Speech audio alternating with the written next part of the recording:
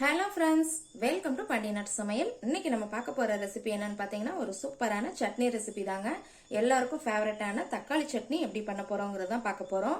இது இட்லி, தோசை, சப்பாத்தின்னு எல்லாத்துக்குமே சூப்பரா இருக்குங்க. இப்போ வாங்க இந்த டேஸ்டியான தக்காளி சட்னியை எப்படி பண்ணலாங்கிறத பார்க்கலாம். இப்போ நான் கேஸ்ல ஒரு பேன் வச்சிருக்கிறேங்க. அதுல 2 ஸ்பூன் பக்கம் ஆயில் விட்டுக்கோங்க. இதுல 2 டேபிள் ஸ்பூன் கடலைப்பருப்பு போட்டிருக்கிறேங்க. 6 வரமிளகாய், 10ல இருந்து 12 பல் பக்கம் பூண்டு நான் தோல் எடுக்காம தாங்க போட்டிருக்கிறேன். சின்ன சின்ன பூண்டு தான், நல்லா டேஸ்டா இருக்கும். நீங்க தோலோட போட்டு செஞ்சு பாருங்க. இப்ப மீடியம் ஃப்ளேம்ல வச்சு இதை நல்லா வறுத்துக்கலாம். பாருங்க, இப்ப நல்லா வறுபட்டுருச்சுங்க. இப்ப இதை ஒரு பிளேட்ல மாத்திடலாம். இப்போ அதே ஆயில்லையே ஒரு பெரிய வெங்காயம் இந்த மாதிரி கட் பண்ணி போட்டுக்கோங்க. வெங்காயம் நல்லா வதங்கணுங்க. வெங்காயம் நல்லா வதங்கினாதான் இந்த சட்னிக்கு நல்லா டேஸ்டா இருக்கும். பாருங்க, இப்ப வெங்காயம் நல்லா வதங்கிருச்சுங்க. இதோட நான் இன்னைக்கு 1/4 கிலோ தக்காளி சேர்த்துருக்குறேங்க. இந்த மாதிரி கட் பண்ணி போட்டுக்கோங்க. இந்த தக்காளி நல்லா மசிற அளவுக்கு வதக்கிக்கணுங்க.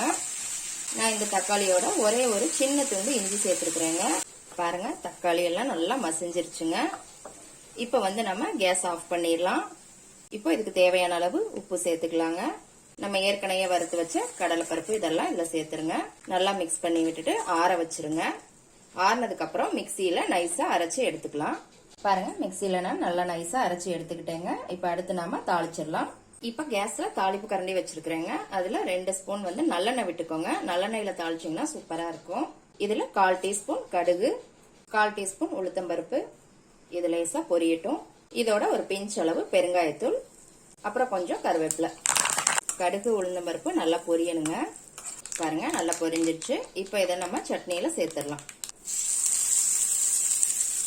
இதை நல்லா கலந்து விட்டுட்டு எடுத்து சாப்பிட்டீங்க அப்படின்னா அவ்வளோ டேஸ்டா இருக்குங்க.